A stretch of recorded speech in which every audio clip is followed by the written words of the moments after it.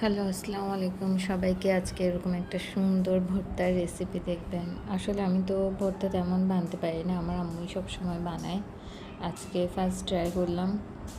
শুকনা মরিচ, শুটকি, তারপর পেঁয়াজ, এই ৩টে জিনিস দিয়ে হয়ে গেছে। আমি কিন্তু হাত লাগাচ্ছি না এখানে, কারণ আমার থেকে অনেক বেশি ভয় লাগতেছে যে যদি হাতে মরিচটা বাজলে অনেক বেশি জ্বলে, সেজন্য।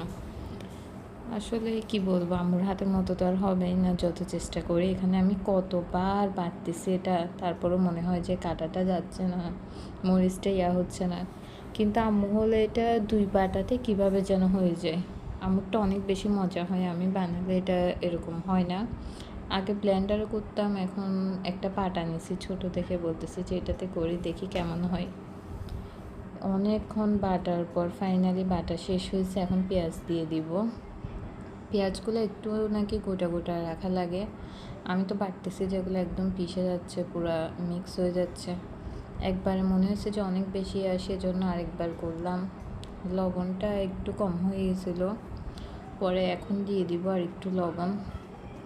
যে ঝাল হয়েছে এটা মানে বলার বাহিরে, অনেক বেশি ঝাল হয়েছে। এখন ভালো করে মেখে নেব এটা হাত দিয়ে। আমার ভাই বলতেছিল পাশের থেকে যে এটা হাত দিয়ে ভালো করে মেখে নেওয়া, না হলে এটা লবণ মিক্স হবে না।